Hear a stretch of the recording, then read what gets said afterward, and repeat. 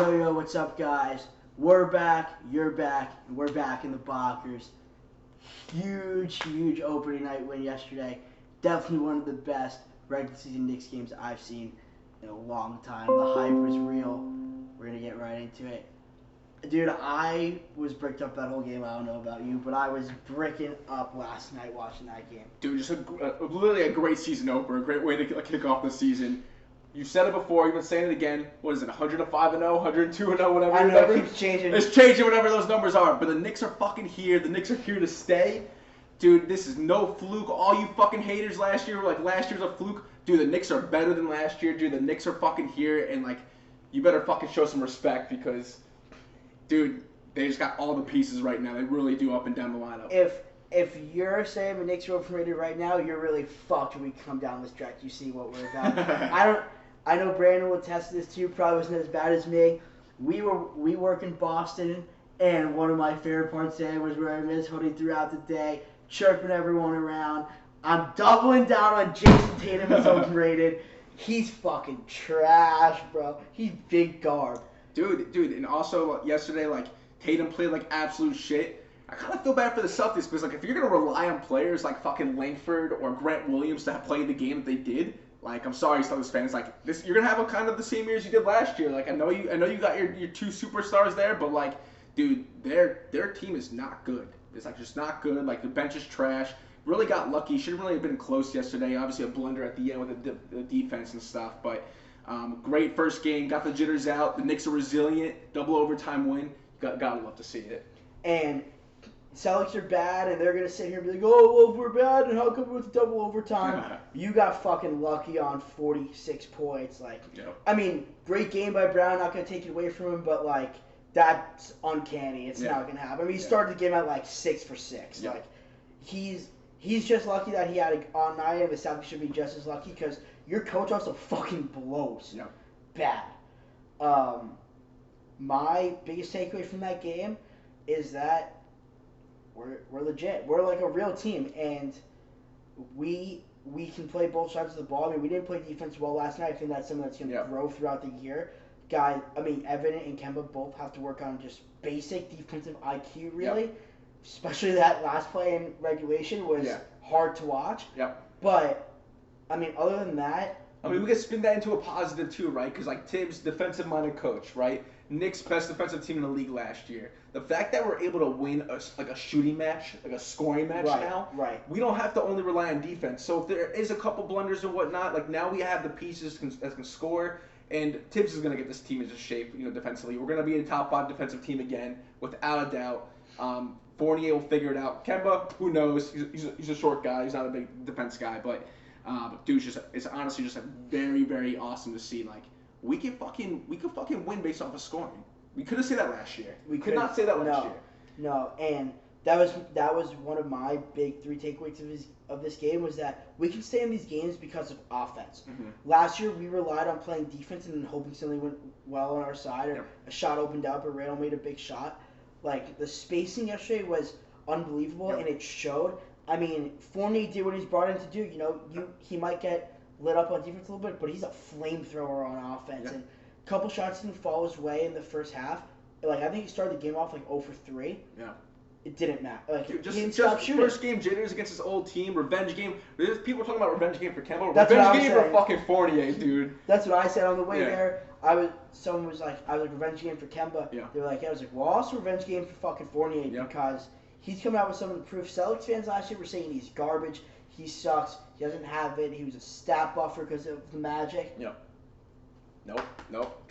Join the fucking real team. Career night for him. Dude, really, I mean, he really won us the game. It was awesome to see.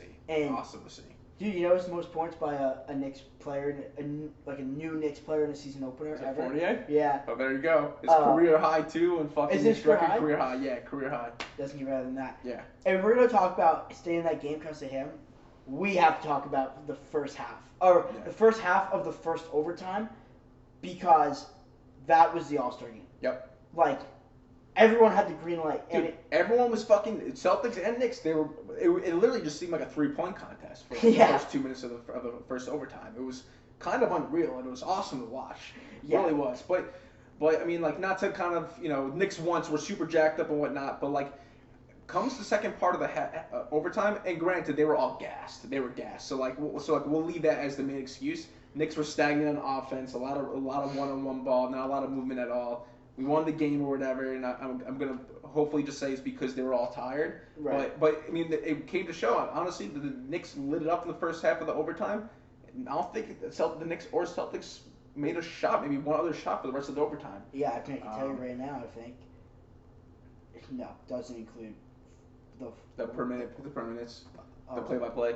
It's all good. Don't even waste your time. yeah. End of the story. Like, they were stagnant or whatever, but the Knicks, dude, I'm so fucking excited. What's there not to be excited about? Dude, like, I know we mentioned this like the first Knicks podcast. Like, it's been a trying time especially for like most all of us, like millennials, our entire lives. Besides us when we were like little like toddlers, the Knicks have been absolute trash, and like right. The Knicks are fucking legit. The management is doing things the right way with putting the team together. No more like just like trying to hook like these random big fish.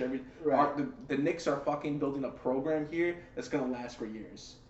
And dude, just the baseline of this team, with like the young players we drafted mixed with the guys we've signed, and Brandon and I talked about it before. It was really just like the guys who were brought in to do what they do best did it best. Yeah.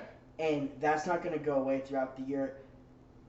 There's going to be things we have to work on, and guys have to find roles, and but that's not just like evident for. That's not just evident. Kemba said evident for. But that's everyone on this team, and it showed that there is really a chance for four of those five starters. Mitch obviously isn't going to be an offensive beast. Sure. That there's a spot to score, and that's what they all need to do. And when everyone finds their light and finds their spot, and shots go down because that's where they're comfortable making them, that's wins. Dude, it's kind of I hate talking about the past or whatnot, but the series against the Hawks last year, blessing in disguise. Right. They very much just like showed us what our weaknesses were, and again, like Scott Perry Leonard's, they addressed it head on, and it fucking game one fucking worked. And it's just like we talked about a little bit of a negative, a little bit in the second half of the overtime was that guys played a lot of like ISO ball, felt like who could win the one-on-one. If we're being honest, right, like how you said in the Hawks series, we lost because we lost all those one-on-ones. Everyone in the Hawks everyone in Atlanta could beat a lot of our guys one-on-one. Yep. And they were built for the playoffs, and we're built in a very similar way to that. It's the reason why they went to the conference final last year. Each one of our starters can really fucking take it on offense. And, if someone's hot one, like Fournier obviously was the guy last night. Yeah. Like Randall's always going to get his, but there's going to be nights where Kemba has it. There's going to be, hopefully we see nights where RJ really has it the whole game. And having guys who can score like that and just space the ball and everyone can be a threat is going to be something that really shines throughout this year. Yeah, and glad you brought that up, because one of my takeaways was RJ like trying to find his moments, and he was a second half player last year. Like, he always was a second half player, but I think he took one. I think he took one shot in the one first or half. two, no more than two. All threes, he kind of just like chucked him up to get a shot up in the air, and there's gonna be some growing pains right now for the team to figure out, because RJ. Because I think Tibbs knows this, and I think RJ believes this. RJ has to be our second best player. Has to be our second best player. And it was great to see what he did in the third quarter into the overtimes and whatnot. But we got to figure out a way to get RJ going earlier on with the ball. And again, now we have Kemba and Fournier, who are gunslingers, guys who are always been scorers their entire career, who are, trying to get going early on in the game. So I think it'll be up to Tibbs to kind of just make plays to set RJ up, for some sort of, one-on-one ball, or, slashing into the paint to get some shots up. And but no, it really was great to see him turn out in the third quarter. And it showed right there that when RJ can make shots now. Yeah. This isn't the RJ that everyone fucking wants to say it is, where he misses threes, which is no, his percentages are good, dude. And when he had shots that he can make, he made them. Yep. And we don't make that comeback in the third and the fourth without RJ being able to make those shots. Right. And he made them, and it really was just something to see like that. And one of my takeaways for the game, him and I talked about in the car, was that we didn't see a lot of RJ in the half court. Right. You kind of said he kind of I want to call him disappearing because disappearing means that he was shying away. It just seemed like that he wasn't being included in the offense. It was just, you know what I mean, like he didn't get his touches. Yeah. And part of that is, basketball's a game where the ball finds you. If you force things, it doesn't go your way. Right. We saw with Tatum yesterday, a prime example. Yeah. When RJ got the ball in those spots where he could score it, he did. And I think at some point we have to, like you said, he has to be our second best player. Yeah. He has to be someone who scores 19 points a game. Yeah. Like last night, Fournier picked up the slack, but he got more shots. And RJ has to be able to control the game a little bit. Hopefully, we see more RJ in the half court because it's not like it was on Kemba being an ISO scorer. It wasn't like it was. No. It was really just like an all around. It just seemed like they weren't swinging him the ball in the first half. Totally that's really all it seemed like. And then it got to the point because he was getting so little touches that the 2, maybe 3. I really don't know how many shots he took in the first half. But then he got him. He's like, "Oh, I finally got the ball. Now I'm going to shoot this 3 that I have no business shooting right now." But in the second half, specifically the third quarter, right, he got the ball in his spots, just taking his man off the dribble, getting out in the fast break, and like that's RJ's game, and we got to figure that out in the first half because, because think about how much more dangerous of a team will be if we can get RJ going all 4 quarters. There was like 2 or 3 minutes left in the second quarter. I think RJ he had 2 free throws. The 2 free throws that he made right before halftime. And one of the kids I was watching with, he was like, RJ Barrett, I live bet his points for the game. With 2 minutes left in the first half, it was over under 7.5 minutes. And I was like, I hate it. Like, done, yep. Easy money. But it was like, it was just the fact that even like Vegas thought that RJ wasn't going to get any touches was unbelievable. And when we have him out there, it's a real threat. Yeah. It's something to see. And let me lead that into my next biggest takeaway. Yeah. I love the lineup of Randall and Obi at the 4 and the 5 together. I think that lineup becomes even better when it's Rose, Fournier, Barrett. Yep. I'm not gonna say like Kemba was terrible at it or anything, but when those guys are out there, that's the difference maker of a lineup. Yeah. I mean, I just want to say something. There's no stopping Obi Toppin. All right. Not this year. Not this year, dude. I fucking eat. I'm eating my words from one of our previous podcasts. I said he was gonna be non-existent on this offense, dude. I was shocked by the minutes that he got yesterday. Shocked. And they weren't just like random filler minutes, dude. He was getting important minutes, dude. And it fucking worked, dude. He started the first overtime, I think. Dude, my buddy sent me an article or whatever. Supposedly, and I love this about Julius Randle. Supposedly, Julius is screaming at Obi to sprint the floor after every rebound. Good. Sprint, like he wants him sprinting, and if he doesn't, then he's getting like. That's where Obi's points came from, because that's where he shines. Yeah.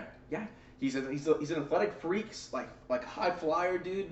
Like, and he wasn't a defensive liability yesterday. He played good defense, dude. That lineup's good. That lineup is going to be very scary. 5 guys who can shoot the 3. Get inside if you have to, because Obi loves to exploit the smaller matchup. Yeah. Julius too, obviously.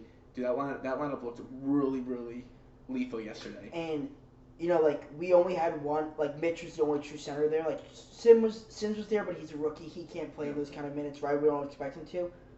For Tibbs to start as a defensive-minded coach to come out in the first overtime in that small lineup really opened some eyes. And wanting to lead that into close in the fourth quarter in the first overtime with.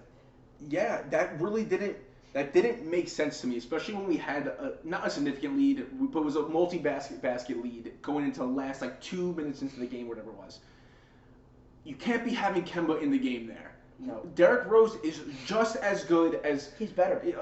Fine, better, whatever. He can create off the dribble. He could take his guy to the rack versus Kemba settling for the step back jumper every single time. Why do we have Kemba in the game? There's no reason for him to be in the game there. We got enough shot makers now on the team, which is a great luxury to have now.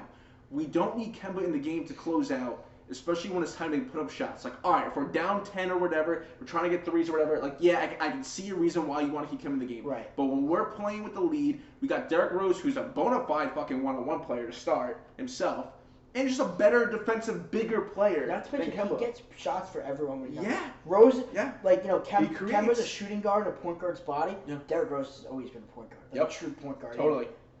And I think part of it was that it's the first game of the year, and Yep. still some confidence in Kemba, like that he's the starter, whatnot, Sure. kind of that. He can start. That's fine. No, totally. He can start. That he's like our player kind of thing, maybe a storyline. But Derrick Rose has to be like the real point guard of his team. Yep. He has to close out games. I mean, he closed out the game yesterday. He hit the floor. He hit the Right, floor. right, Pretty much right. put the game away. But that game might not even go to a first overtime if he's there for Kemba, especially on the Marcus Smart team. Let's talk more about that play. The media's talking a lot about Fournier double team. Horrific. What the hell is Kemba doing, running into the key instead of running into the 3-point line up 3? Like, yeah, I know we're 2-on-1 in that moment, dude. But like, why are you sinking back? It wasn't even. Why are you sinking back? Someone was on Schroeder. Someone there? Someone was on Schroeder. It was 2-on-2. Why are you sinking back? You gotta be blasting up. It was a wide open. That was terrible. If the Knicks lose that game, that's a meme. And dude, it was bad. Like Kemba is memed from that. If for whatever reason how we lose from that and whatever. If we're gonna talk about guys costing games, right? We also have to do it on the other side. Sure. Dennis Schroeder misses a wide open layup, and then we inbound the ball turnover, and Jalen misses the dunk. Dude, all you can say, I mean, Schroeder's kind of ass. And Mitch was on him. Like, I'm not going to get into that much. But Jaylen Brown, I mean, the fact that, like, he couldn't get off the ground, I mean, he was tired. Yeah. You could tell once we hit the overtime, every player was tired. It was how many first game of the season is to go to double overtime? Yeah. I mean, come on. In a heated scoring match like that, nonetheless. Yeah. I mean, Jalen's putting the team on his back, too, completely the entire game. So, like, it was. I mean, obviously we were all shocked that he missed that wide open dunk. Yeah. Why? Like, I'm pretty sure he hit the front of the rim first with the ball and that miss. I was like, all right, dude. Like, that's like me trying to dunk as a 6'2" getting stuff by the rim. It's like me trying to dunk at 5'7". And I think another takeaway on the game, and I hate to say it because he was one of my favorite players all of last year. I fucking blow him when I have the chance to. Yeah. Dude, if that lineup had 11 guys yesterday, if it shrinks to 9, IQ's the one who's out of that lineup. Yeah. And not only is he the one out of the lineup, but I think that we talked about it, if someone's gonna take someone's minutes for the rookies, and Tibbs hates rookies. Yeah. I'm saying it right now. Quickly could get moved at the deadline, and Grimes and Tibbs will be more than happy to play Grimes in those big minutes because he can play defense more of a Tibbs style player. Quickly was underwhelming to say the least. And I mean, he played 8 minutes. He chucked up shots. He's a floater guy, right? He took a floater from behind the free throw line. Yeah. I was like, he made it. But I mean, he's our trade piece. He's our trade bait, and I think you're right. I think he's gonna somehow vanish from the lineup. He'll get his 8 minutes. What I said about Obi previously, that's gonna be quickly this year. He's gonna have a hard time finding a role on this team. And the guys that we brought in this year essentially filled the role that we all last year wanted Quickly to step into. And right. When Quickly's out there with the second lineup, like the second lineup was disappointing yesterday because that was the lineup that played together all year. Right. Other than no Nerlens. Burks was underwhelming. Alec Burks was extremely underwhelming. It seemed like he was having a hard time find his comfort zone, which again, like, is so weird coming from a lineup that played together so much last year. Yeah, and I feel like Burks was more like he couldn't catch the rhythm. Yeah. Like, I guess that was opening game jitters to me, or like just opening game flaw, where like it didn't feel like he forced anything. I felt like he missed shots that he should make. Yep. Where Quickly was taking shots he shouldn't take. Totally. There was that one bad offensive rebound. Quickly like is running in from half court, and like the paint is open, and he had a fast break yesterday where he settled for the 3. Oh yeah, I remember that. I know exactly what you're talking about. And right when he's coming up the court, our friend G was sitting next to him like he's gonna pull it. Yeah. Like that's all he wanted to do was pull it. He just wanted to the crowd going on a 3 when like that's a close game. We were down most of regulation the first 3 quarters. He's taking those are shots you can't afford to take, let alone miss if you take them. Yep. I want to take a moment to kind of like give because I could give Mitch his props because I don't want to call myself a Mitch hater, but like over the past couple seasons or whatever, I was not a Mitch lover. But Mitch fucking showed up yesterday, dude. 17 boards, 11 points. You could tell that he is so much stronger. Dude, he's active on the fucking boards, dude. Like, obviously he's gonna, block shots and alter shots at the rim, but like, he just when he was out there, he didn't look like his awkward, gawky self out there. Right. He looked like, all right, like I'm a fucking center in this league. Like I know what I'm doing. I'm not like I know where my spots are and where I should be on the floor. Like I was very, very impressed, and I was super happy with his play yesterday. There was one play in particular that stood out to me that kind of exemplifies that is that he got an offensive rebound. There's two guys around him, and like last year or 2 years ago, like, I don't know what he does in that circumstance. He might not even put up the shot, but he rose up and put it down on the dunk, and like that's what we've been waiting to see out of Mitch. It's like you said, we know how he can play on defense, but for him to realize how much stronger he is now, and like his utter strength that he has as a player, because dude, he didn't. Like notoriously, right? Like Mitch scores off like pick and roll lobs. Right. I don't know if he had a lob yesterday to where like everything was off of being bigger, stronger, and in position. Like that's what you want out of your center. And he didn't do any of the like me and my dad talked about it. He used to come up the court. He's like bending over kind of. Like run down the court like this, almost like he's like trying to like sneak around the court as if he's not like 7'2". But he didn't do any of that yesterday. He basically proved out his weaknesses, if you want to call it, or like the things that aren't his strength. That's really what it was, honestly. I mean, really the final takeaway, the big takeaway, the Knicks are fucking here. People, show them the fucking respect, dude. The Knicks can beat any team. Okay, the Knicks are fucking resilient. They have 3-point shooters. Like, defensively they're gonna turn it around, dude. Maybe this is me having some blinders on or whatnot, but dude, the Knicks are better than last year. And the Knicks were fucking awesome last year. Like this is a real fucking team, and I'm so just like you said, how can you not be? But like this is gonna be a big year. I'm not gonna say it's gonna be shown in the standings wise or the amount of wins wise, but comes playoffs, which we're gonna fucking make, of course. Like that team is not going to be happy to see us in the first round of the playoffs. So I hate to use this example. Yeah. I mean, I agree. This year's Knicks, the way it looks right now, let alone being better than last year, being a great defensive team like last year, it really reminds me of like last year's Hawks. Yeah. I mean, fuck Trae Young, we all hate the Hawks, but like essentially the team that came from the bottom, assembled to make the playoffs and make a run. And they upset the teams that they weren't supposed to beat, like Philly, and they made a run against Milwaukee. Mm-hmm. Dude, the Knicks can be a conference final team. Yeah, I'm with you. I really think that, and I know, and people that aren't Knicks fans are still gonna make the joke. Oh, well, it's the Knicks. Suck my fucking dick, you fucking casual, dude. Like you're a fucking casual. All right, like if you like aren't like recognizing like what the Knicks have and what they're assembling, dude, you're a casual. Don't talk basketball to me. I don't want to fucking hear it. Like I pride myself as unbiasedness, dude. Like the Knicks have the fucking pieces up and down, deepest bench in the league. It's gonna be a problem. It's gonna be a huge problem for teams.